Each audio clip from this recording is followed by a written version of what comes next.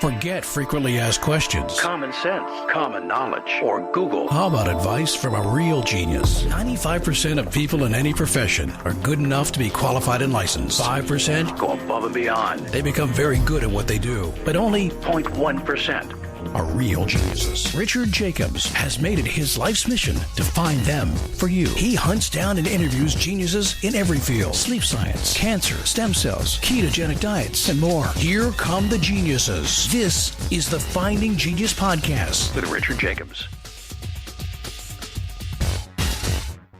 Hello, this is Richard Jacobs, a serial entrepreneur who's had 20 years experience building companies. And after the same 20 years of bad sleep, I started interviewing hundreds of sleep experts and health experts to find out what it really takes to get a good night's sleep. And I share those tips and strategies on the show because consistently getting a good night's sleep and keeping your health in the right shape can radically improve your health, happiness, and productivity. So before we begin, this podcast is sponsored by the Goodnight Sleep Project. They offer the world's first patented custom-tailored pillow designed to finally put an end to restless nights and bad sleep. So if you're struggling to get the sleep you need and deserve, meet your new best friend. The custom-tailored pillow is created to 14 of your body's unique measurements using machine vision. So simply take your picture using your smartphone and it can be ordered for you. Visit goodnightsleepproject.com for more info. So today's guest on the podcast is Dr. Ty Carzoli. His clinic is called the Denver Upper Cervical Center. He's passionate about providing advanced chiropractic care. These are patients and people that want to eliminate their pain and optimize their wellness and live a better life. So they see all members of a family, from babies to children to parents and grandparents, and they emphasize a gentle and a research-based approach to healthcare with a particular emphasis on chiropractic orthospinology. So, Ty, thanks for coming. How are you doing? Thanks for having me, Richard. I really appreciate it. I'm doing very well. Oh, good. So I've heard a little bit about upper cervical versus traditional chiropractic, but first tell people a little bit about chiropractic in general, and then let's talk about what's the differences in your clinic. Yeah, absolutely. So to kind of paint with broad strokes, chiropractic really functions to strengthen the host, really improve the health of the system through what we call like a salutogenic approach. So rather than focusing on what's going wrong with the body, focus more on normal physiology and restoring that to the body so that it can function optimally without things interfering with that normal physiology.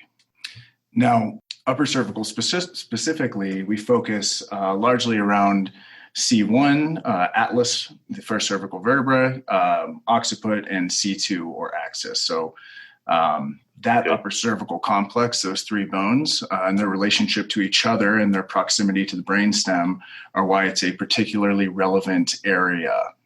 Yeah, I've had many adjustments. So typically they'll adjust the mid back, lower back, and then neck. But upper cervical, do you focus mainly on neck adjustments, or do you adjust the whole back, or what's your philosophy there?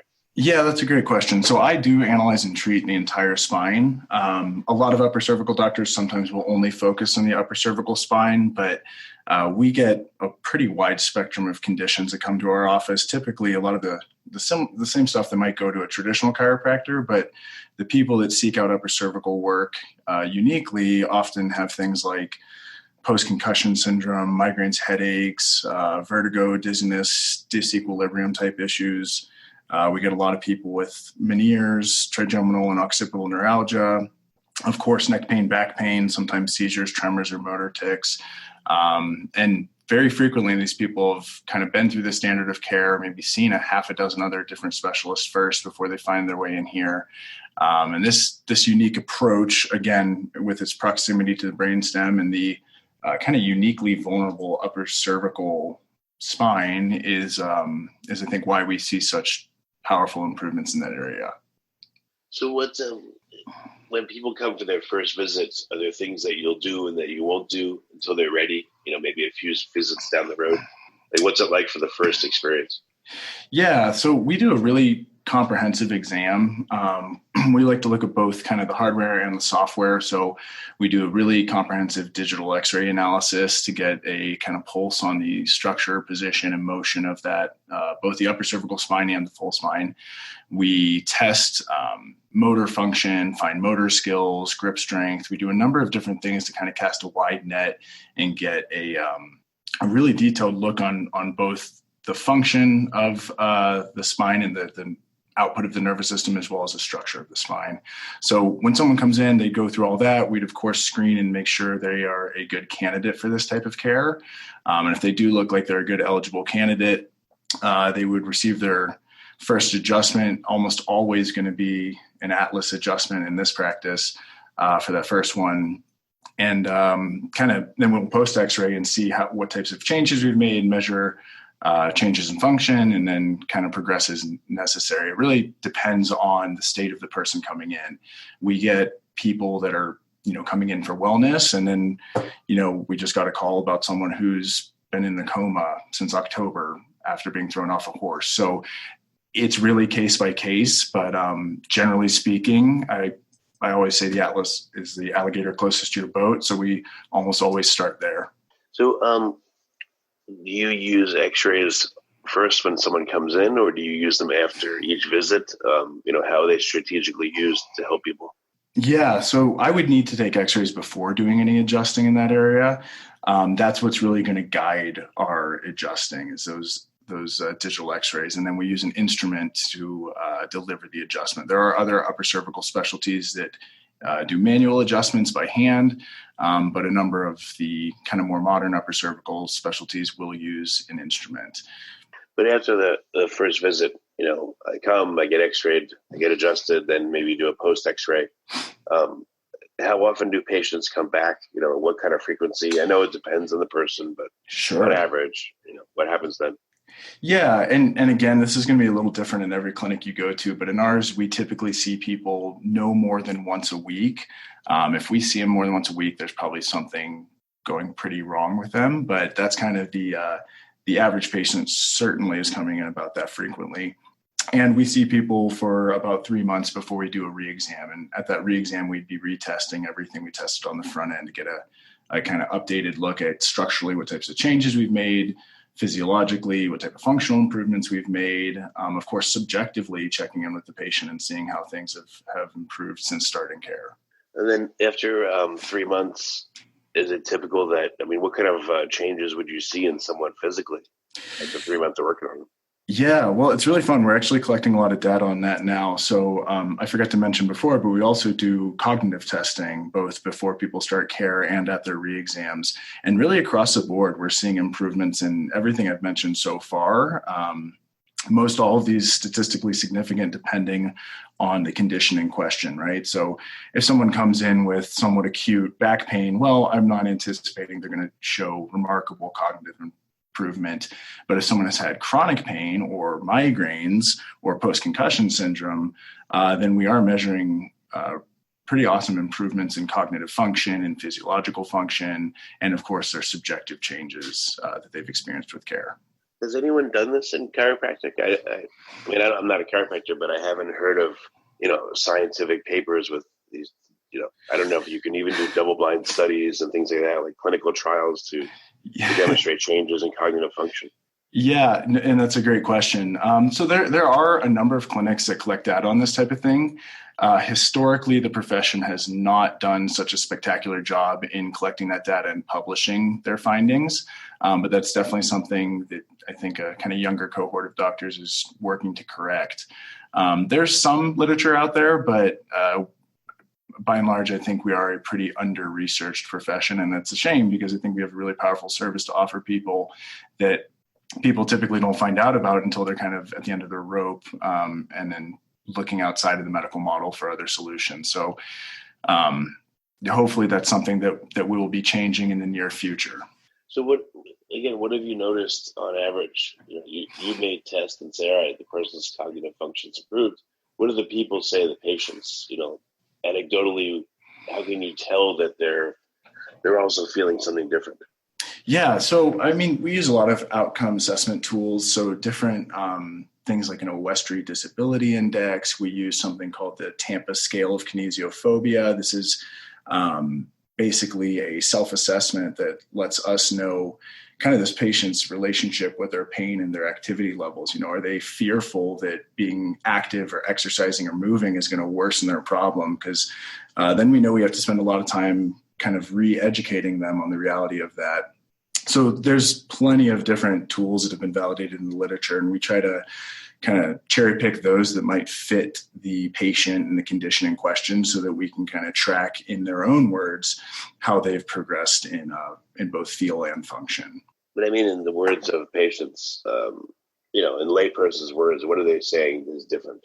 Oh, sure. I mean, things like sleeping better, less brain fog, irritability, and to hunker down on like post-concussion syndrome. These are ones that come up a lot. Their ability to focus, their mood. I mean, it can show up in all sorts of different ways in their life too. I mean, we get people that notice their relationships are going better because they're not as anxious or irritable as they were before. So it can be all sorts of different subjective changes.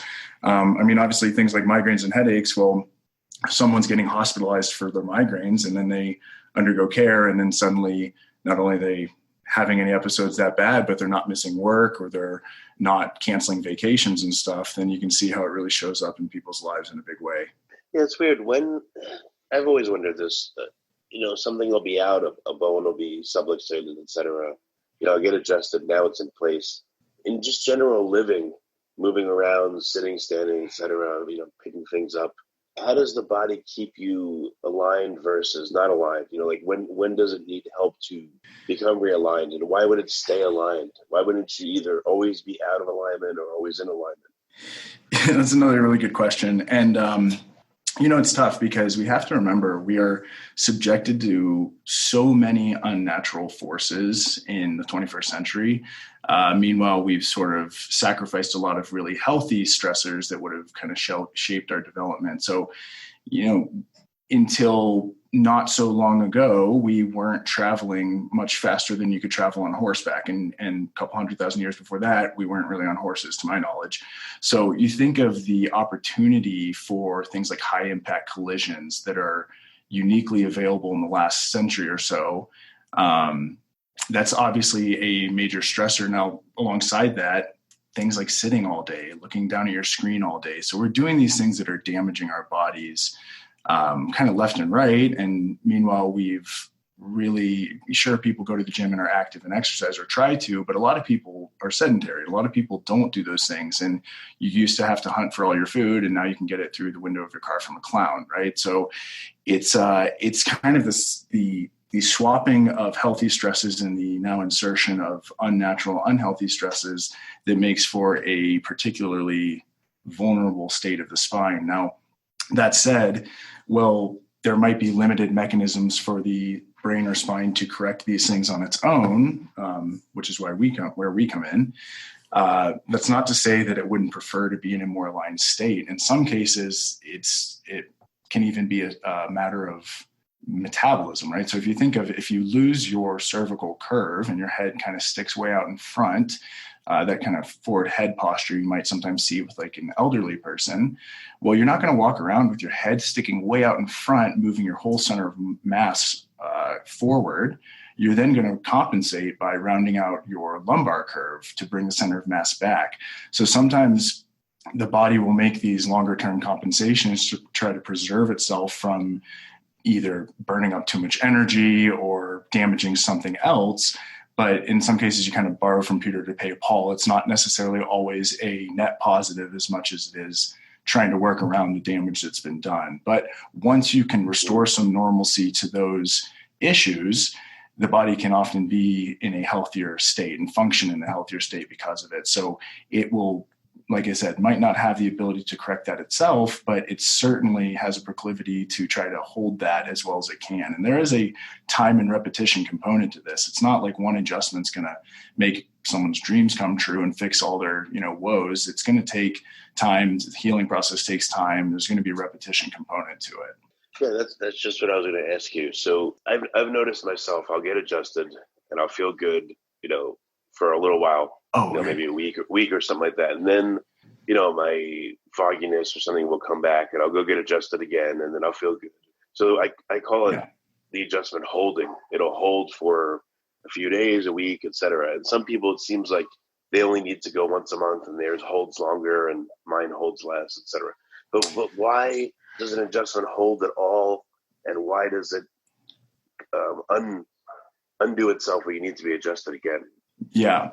So it's not perfectly well understood. However, the kind of working hypothesis, or maybe the analogy to help people conceptualize it would be, if you think of a machine that's sort of worn grooves into itself after it's run for 2-3 decades long, well, that machine is going to kind of naturally follow those grooves. And when we have these misalignments that involve soft tissue changes and sometimes osseous or bone changes, there is a natural tendency to kind of slump back into that position it's been in for a long time. So we see with, again, enough time and repetition and the kind of removal of these stressors that cause the problem, people do tend to hold for extended periods of time.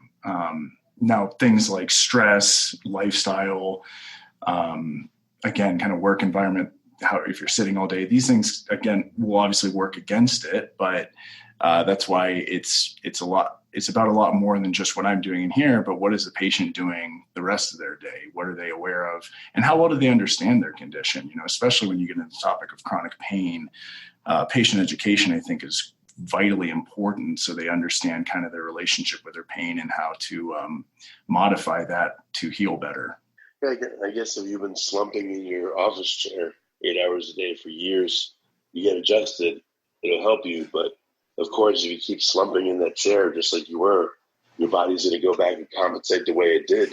So maybe that's an answer why, unless you change your day-to-day activity that caused the problem, why would it magically be fixed forever? Yeah, certainly. I mean, it definitely, like we said, it takes work on the patient's part too. Exercise, yoga, lifting weights, these things can have a really powerful effect in combating some of those other life stressors. So, and then you got to think too about things like Wolff's Law. So Wolff's Law states that essentially bone adapts in accordance with the stresses placed on it. So these degenerative changes we see over time, sure, there are some age-related degenerative changes, but those are accelerated when we lose normal spinal alignment. And those types of things, if we catch someone in that stage where they have severe degeneration, well, there might be a lower ceiling on their ability to restore normal function and physiology to things. So it's really good. People address it when they're young. There's some phrase or quote that says, the best time to plant a tree was 20 years ago. The second best time is now. So it's one of those things, get on it when it starts bothering you.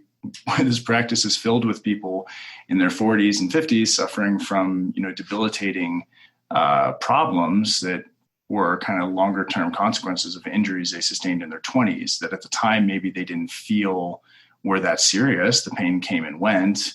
But that, and I understand that. I don't fault anyone for kind of mistakenly thinking that way. But when it comes to these degenerative changes, secondary to injuries, it's best to get out in front of those and address them on the front end before they do snowball into that type of state. Oh, so that's interesting. So you see commonly people that have had an injury in their 20s and then in their 40s and 50s, it starts really manifesting and hurting them? Absolutely, all the time. And it's tough because sometimes people come in and say, okay, I was in a car accident, earlier this year, and all this pain started from that. And then you look at their x-ray and you're like, well, no, turns out you probably had a pretty severe trauma 20, 25 years ago. And then they start thinking like, oh yeah, you know what, I did. And I felt okay. So I didn't do anything about it then. And sure enough, that catches up with them down the road. And I think part of that is, in traditional medicine, we sometimes mistakenly think that if there's not a symptom, there's not a problem. But that's a little flawed, right? Because the first symptom of heart disease is usually a heart attack. And 50% of first heart attacks are fatal. So realistically, that person had a problem for 20, 30 years before they had that first symptom show up. Interesting, yeah. So what do you think happens in someone that, is in their 20s and gets an injury? They're just, I guess most of their body is pretty strong, so they're able to compensate without really noticing. And then maybe as they get older, they have more and more compensations, which eventually pile up and it cause them to now not feel well. Yeah, and it's tough. This is debated. There are a lot of different kind of theories on why some of these things are, but we're certainly resilient when we're young. And while we know there are acute injuries that take place, some of those symptomatically will resolve that injury might have catalyzed things to start moving in a bad direction. So down the road, that newer injury might be the straw that broke the camel's back, but it can be kind of tough to say, and a lot of times we're not even necessarily talking about pain. A lot of people, like I said, they come in here with neurological conditions.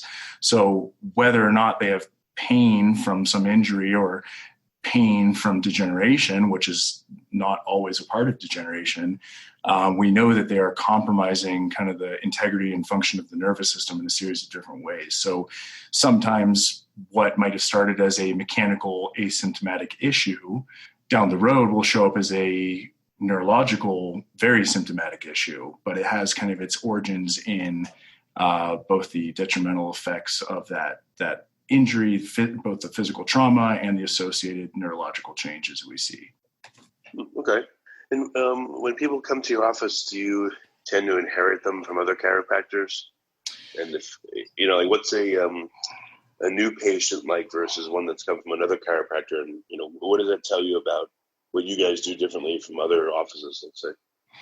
Yeah, we do get a lot of referrals from other chiropractors. We get a lot of referrals from medical doctors, and then we get patients, like I said, who've kind of been through the medical gamut and start doing their own research and find people that have had great success with upper cervical. So it's nice in a lot of ways, because especially if they come from the medical community, because the medical community is going to rule out all the really scary, nefarious stuff that would not be my wheelhouse. So if they've been through all of that and had somewhat lackluster outcomes, when they do come here, this is very frequently a great fit for them, because we're looking at the one thing that nobody else is quite screening with this level of detail and specificity, and certainly not addressing with this level of precision. So as far as if they've visited other chiropractors, and that can be a case-by-case type of thing. There are chiropractors that, might function in a really agreeable, objective, kind of rooted in an objective, measurable analysis type of way, and they just needed someone to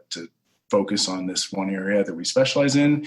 Or sometimes they might not really commit themselves to the most objective criteria to guide what they're doing. And so there might just naturally be a lower ceiling because they don't have quite the vision or window to address things that I think you do, or you are granted when you are a little more specific in the analysis. Okay. Well, very good. What areas do you serve in Denver? Like, how far away do people come from? We actually collect data on this too. We have about 20% of our patients are out-of-state patients. So a lot of people travel in for care here, and even those around town. I mean, we get people that drive down from the mountains. We have people from East Colorado. So we cast a pretty wide net when it comes to people coming in. We even had a guy fly up from Puerto Rico last year for care. So part of that's because there are not too many upper cervical specialists in the area. And I think part of that is because we're doing pretty good work here. And so our patients are spreading the word for us. Well, that's excellent. So Ty, what's the best way for people to get in touch if they're in the area or they want to come to you? How do they find you? Yeah. So, going on our website, denveruppercervical.com, giving us a call. I'm usually fairly available if people, especially if they're out of state patients. I like to do a little phone consult before they book a trip. But there's information on there. They can always reach out, check in, see if whatever they're suffering from is something that we tend to help with. Read our reviews. Our patients speak pretty highly of us, and we're on a mission to have the happiest, healthiest, most well-informed patients in the country. So we're fiercely committed to making sure our patients understand their condition, their health, and their relationship with it. Yeah, you should get a license plate for your car that says Upper C. It'll be pretty cool to identify you.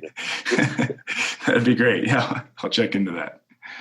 Well, very good. Well, Ty, thanks for coming on the podcast. And I learned some really interesting and useful stuff about chiropractic. So it was good. Thank you. Awesome. Thanks a lot for having me, Richard. You've been listening to the Finding Genius podcast with Richard Jacobs. If you like what you hear, be sure to review and subscribe to the Finding Genius podcast on iTunes or wherever you listen to podcasts. And want to be smarter than everybody else? Become a premium member at findinggeniuspodcast.com. This podcast is for information only. No advice of any kind is being given. Any action you take or don't take as a result of listening is your sole responsibility. Consult professionals when advice is needed.